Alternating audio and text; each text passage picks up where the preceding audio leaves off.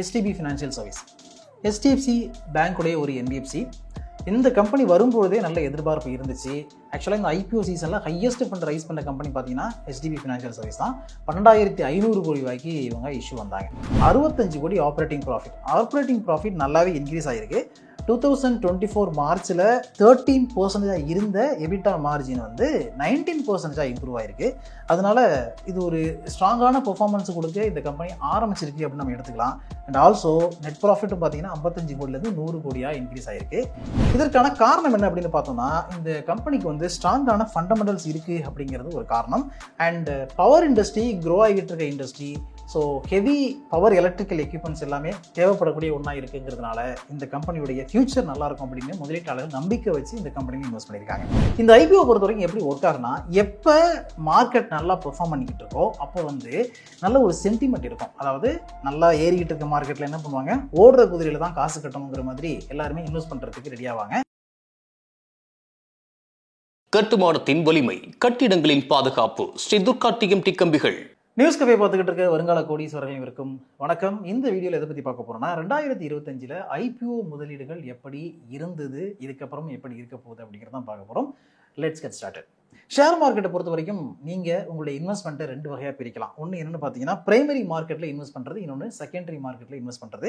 அந்த primary market அப்படிங்கிறது தான் IPO, which is initial public offer அப்படின்னு சொல்லுவாங்க. இனிஷியல் பப்ளிக் ஆஃபரை பொறுத்த வரைக்கும் ஒரு கம்பெனி ஏற்கனவே ஒரு பிஸ்னஸில் இருக்கிறாங்க.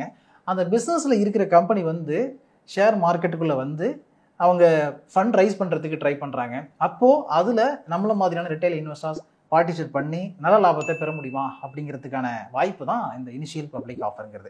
இந்த IPO பொறுத்த வரைக்கும் எப்படி ஒர்க் ஆகுனா, எப்போ மார்க்கெட் நல்லா பெர்ஃபார்ம் பண்ணிக்கிட்டு இருக்கோ அப்போ வந்து நல்ல ஒரு சென்டிமெண்ட் இருக்கும். அதாவது நல்லா ஏறிக்கிட்டு இருக்க மார்க்கெட்டில் என்ன பண்ணுவாங்க, ஓடுற குதிரையில் தான் காசு கட்டணுங்கிற மாதிரி எல்லாருமே இன்வெஸ்ட் பண்ணுறதுக்கு ரெடி ஆவாங்க.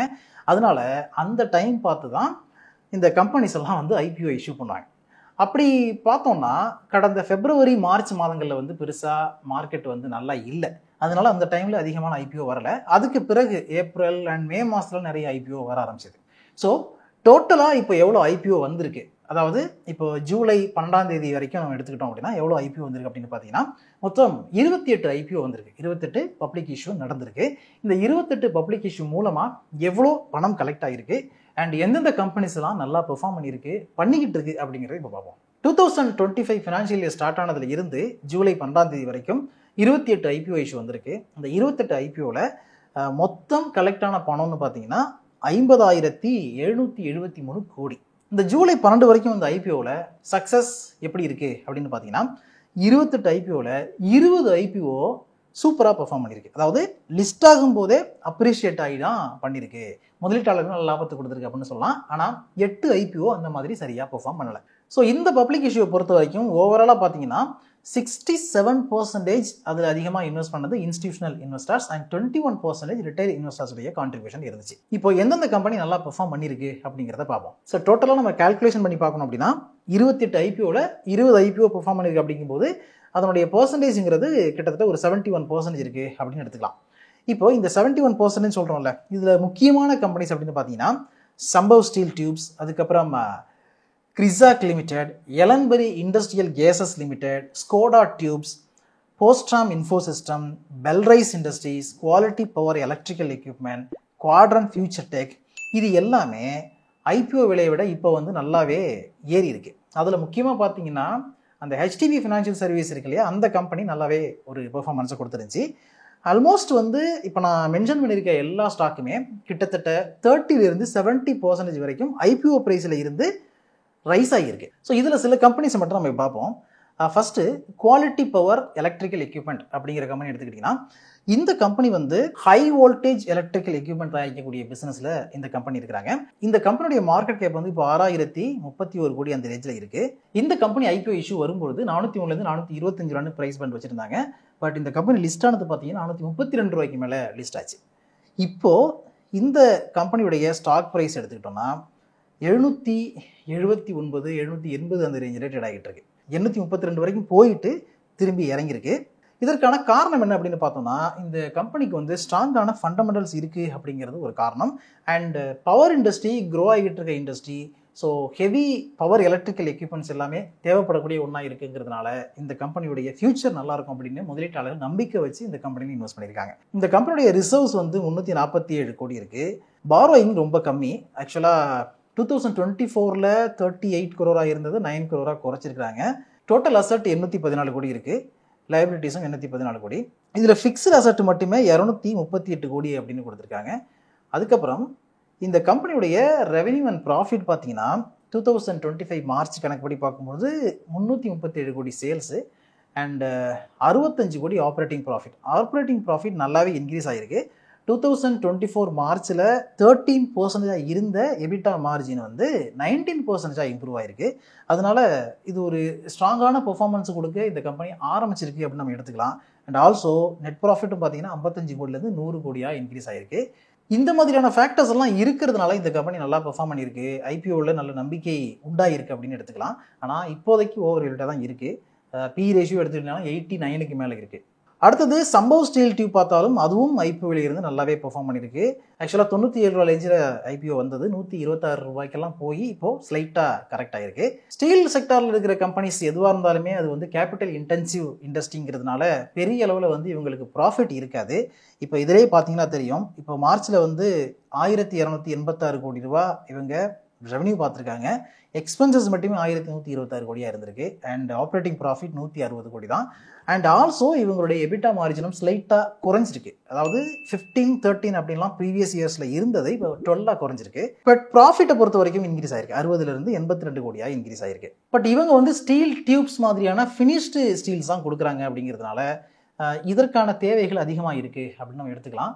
ஸ்லைட்டாக ஓவர்வியூவில் தான் இந்த கம்பெனி இருக்குது. இருந்தாலும் இந்த டைமில் என்ன பண்ணலாம் அப்படின்னு பார்த்தீங்கன்னா வெயிட் பண்ணி பார்க்கலாம். மார்க்கெட் எப்படி ரியாக்ட் பண்ண போகுது, நெக்ஸ்ட்டு ஃபியூ மந்த்ஸுக்கு எப்படி இருக்கும் அப்படிங்கிறதெல்லாம் வெயிட் பண்ணி பார்த்துட்டு அதுக்கப்புறமா நம்ம திங்க் பண்ணலாம். அடுத்து கிறிசாக் வந்து இன்டர்நேஷ்னல் ஸ்டூடெண்ட் ரெக்ரூட்மெண்ட் சொல்யூஷன் கொடுக்கக்கூடிய கம்பெனி. இப்போ வந்து யூகே, கனடா, அயர்லாந்து மாதிரியான கண்ட்ரீஸ்க்கு வந்து ஸ்டூடெண்ட் ரெக்ரூட்மெண்ட்டுக்கான ப்ராசஸை அதுக்கு ஹெல்ப் பண்ணக்கூடிய ஒரு கம்பெனி தான் இந்த கிறிசாக் அப்படிங்கிற கம்பெனி. இந்த கம்பெனியும் நல்ல பெர்ஃபார்மன்ஸ் கொடுத்துருக்கு. இந்த கம்பெனியுடைய பேலன்ஸ் ஷீட் எடுத்து பார்த்தீங்கன்னாலும் ஸ்ட்ராங்காக இருக்குது. டோட்டல் அசட் வந்து 878 கோடி அப்படின்னு கொடுத்துருக்காங்க. பாரோயிங் இல்லை. அண்ட் ஃபிக்ஸ்டு அசட் பார்த்தீங்கன்னா 93 கோடியாக குறைஞ்சிருக்கு. இந்த கம்பெனியுடைய ப்ராஃபிட்டும் 118 கோடியிலிருந்து 153 கோடியாக இன்க்ரீஸ் ஆகிருக்கு. அண்ட் ஆப்ரேட்டிங் மார்ஜின் ஸ்லைட்டாக குறைஞ்சிருக்கு. 28லேருந்து 25 குறைஞ்சிருக்கு. அடுத்தது எலன்பரி இண்டஸ்ட்ரியல் கேசஸ் ஐபிஓ வர்றதுக்கு முன்னாடியே ஒரு வீடியோவில் வந்து இந்த ஐபிஓவை பற்றி நான் பேசியிருந்தேன். இஷ்யூ வரப்போகிறாங்க அப்படின்னு பேசியிருந்தேன். நம்ம நியூஸ் கேஃபேல நீங்கள் பார்த்துருக்கலாம். இந்த கம்பெனிக்கு நல்ல ஃபியூச்சர் இருக்குது அப்படின்னு சொல்லலாம். ஏன்னா இந்த இண்டஸ்ட்ரியல் கேசஸ் அப்படிங்கிற ஏரியா இருக்குல்ல, அந்த ஏரியா ரொம்ப முக்கியமான ஏரியா. ஆல்ரெடி அந்த ஐபிஓ பற்றி பேசின வீடியோவில் நீங்கள் பாருங்கள், அதில் நான் சொல்லியிருப்பேன். ஸோ இதில் முக்கியமான ஒரு பிளேயராக இந்த கம்பெனி இருக்காங்க அப்படிங்கிறதுனால இதனுடைய ஃபியூச்சர் நல்லா இருக்கிறதுக்கு நிறைய சான்சஸ் இருக்குது. அண்ட் 2025 இவங்க நல்லாவே பெர்ஃபார்ம் பண்ணியிருக்காங்க. அதாவது ரெவன்யூ 312 கோடியாக இன்க்ரீஸ் ஆகிருக்கு. ஆப்ரேட்டிங் ப்ராஃபிட்டும் 110 கோடியாக இன்க்ரீஸ் ஆகிருக்கு. முக்கியமாக ஆப்ரேட்டிங் மார்ஜின் 23% இருந்து 35% உயர்ந்திருக்கு, which is very very good. அடுத்தது நெட் ப்ராஃபிட் பார்த்தீங்கன்னா 45 கோடியாக இருந்தது 83 கோடியாக அதிகரிச்சிருக்கு. ஸோ ஐபிஓ ப்ரைஸிலிருந்து நல்லாவே அப்பாகி 600 ரூபாய்க்கு மேலாம் ட்ரேட் ஆன இந்த கம்பெனியுடைய ஷேர் வந்து இப்போ 570 ரூபா ரேஞ்சில் ட்ரேட் ஆகிட்டு இருக்கு. ஆக்சுவலாக ஸ்டாக்குடைய பி ரேஷியோ 100க்கு மேலே இருக்குது. ஸோ அந்தளவுக்கு மார்க்கெட்டில் இந்த கம்பெனிக்கு ஒரு டிமாண்ட் உருவாகிருக்குன்னு சொல்லலாம். 400 ரூபாய் தான் ஐபிஓ ப்ரைஸ் பேண்ட் இருந்துச்சு. ஸோ அந்த டைமில் நீங்கள் இன்வெஸ்ட் பண்ணி உங்களுக்கு அலாட்மெண்ட் கிடச்சிருந்துச்சுன்னா நீங்கள் டீசெண்டான ஒரு ப்ராஃபிட்டை பார்த்துருப்பீங்க. அடுத்தது ஹெச்டிபி ஃபினான்ஷியல் சர்வீஸ். ஹெச்டிஎஃப்சி பேங்க்குடைய ஒரு என்பிஎஃப்சி. இந்த கம்பெனி வரும்பொழுதே நல்ல எதிர்பார்ப்பு இருந்துச்சு. ஆக்சுவலாக இந்த ஐபிஓ சீசனில் ஹையஸ்ட் ஃபண்ட் ரைஸ் பண்ண கம்பெனி பார்த்தீங்கன்னா ஹெச்டிபி ஃபினான்ஷியல் சர்வீஸ் தான்.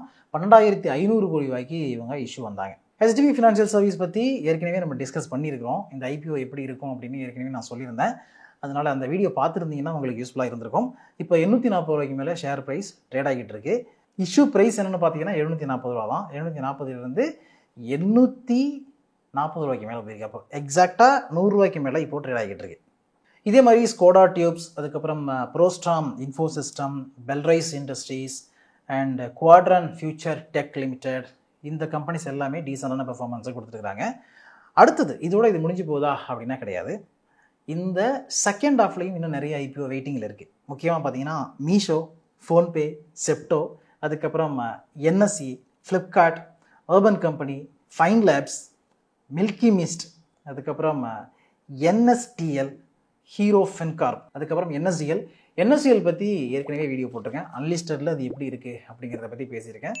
அதில் என்னென்ன ப்ளஸ் இருக்குது மைனஸ் இருக்குது அப்படிங்கிறத சொல்லியிருக்கேன். ஸோ அந்த வீடியோ பாருங்கள். அதுக்கப்புறம் ஹீரோ ஃபின்கார்ப், இந்த கம்பெனிஸ் எல்லாம் அடுத்தடுத்து ஐபிஓ வரப்போகுது. அதாவது இந்த ஃபினான்ஷியலுடைய எண்டுக்குள்ளே இதனுடைய ஐபிஓலாம் வரப்போகுது. ஸோ எல்லா ஐபிஓ நீங்கள் வந்து வெயிட் பண்ணுங்கள். முடிஞ்சால் கூடிய சீக்கிரம் அது சம்மந்தப்பட்ட வீடியோஸை போடுறதுக்கு நான் ட்ரை பண்ணுறேன். அண்ட் இப்போது பேசின கம்பெனிஸில் ஏதாவது ஒரு சில கம்பெனிஸ் பற்றி ஃபண்டமெண்டல் அனாலிசிஸ் பண்ணணும் அப்படின்னு நினச்சிங்கன்னா அதையும் நீங்கள் கமெண்ட்ஸில் சொல்லுங்கள். கூடிய சீக்கிரம் பண்ணுறது ட்ரை பண்ணுவோம். வரக்கூடிய காலங்கள்லையும் ஐபிஓ பர்ஃபார்மன்ஸ் நல்லாயிருக்கும் அப்படின்னு தான் நிறைய அனலிஸ்ட்லாம் சொல்கிறாங்க. அதற்கான காரணம் என்னென்னா, இப்போ வந்து மார்க்கெட்டில் பெரிய அளவில் ஃப்ளக்சுவேஷன் இல்லை. 25,100லேருந்து 80, 70 அந்த மாதிரி இருந்தாலும் அப்படியே டீசெண்டாக மெயின்டைன் ஆகிட்டு இருக்கு.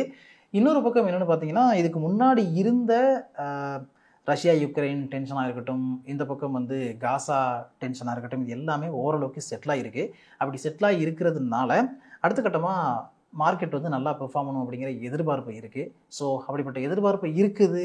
இல்லைன்னா மார்க்கெட் நல்லா பெர்ஃபார்ம் பண்ணுது அப்படின்னாலே ஜென்ரலாக ஐபிஓ நல்லா தான் இருக்குமே தவிர அதில் வந்து பாதிப்புகள் இருக்காது. ஒரே ஒரு விஷயம் நம்ம கவனிக்க வேண்டியது என்னென்னா, ஒரு கம்பெனி ஐபிஓ இஷ்யூ வரும்பொழுது இந்த கம்பெனிக்கு ஃபியூச்சர் இருக்கா இல்லையா, அவங்க எந்த இண்டஸ்ட்ரியில் இருக்கிறாங்க, அந்த இண்டஸ்ட்ரியுடைய சிஏஜிஆர் growth என்னவா இருக்குது, இதில் இப்போ இன்வெஸ்ட் பண்ணோம்னா அடுத்த ஒரு 5 வருஷத்துலையோ 10 வருஷத்துலையோ நமக்கு நல்ல ரிட்டர்ன் கிடைக்குமா அப்படிங்கிற விஷயங்களை நம்ம கவனிக்கணும். அதை கவனித்தோம் அப்படின்னாலே ஐபிஓ வந்து சக்ஸஸ்ஃபுல்லாக இருக்கிறதா நிறைய வாய்ப்புகள் இருக்குது அப்படிங்கிறத முடிவு பண்ணிக்கலாம். ஓகே, ஸோ இதோட இந்த வீடியோ வைண்ட் படிப்போம். இதில் சொன்ன விஷயங்கள் உங்களுக்கு பிடிச்சிருந்தா நிறைய பேருக்கு ஷேர் பண்ணுங்கள். புதுசாக நியூஸ் கஃபே சேனல் நீங்கள் பார்க்க வந்திருக்கீங்க அப்படின்னா சப்ஸ்கிரைப் பண்ணிவிட்டு இந்த பெல் நோட்டிஃபிகேஷனையும் கிளிக் பண்ணுவீங்க. இதே மாதிரி அடுத்த ஒரு நல்ல வீடியோவில் மீட் பண்ணலாம். அது வரைக்கும் உங்களை நீங்கள் பார்த்துங்க. Thanks so much. இந்த வீடியோ உங்களுக்கு பிடிச்சிருந்தா லைக் பண்ணுங்க, ஷேர் பண்ணுங்க, கமெண்ட் பண்ணுங்க. மறக்காம பெல் பட்டனை கிளிக் பண்ணிட்டு சப்ஸ்கிரைப் பண்ணிடுங்க.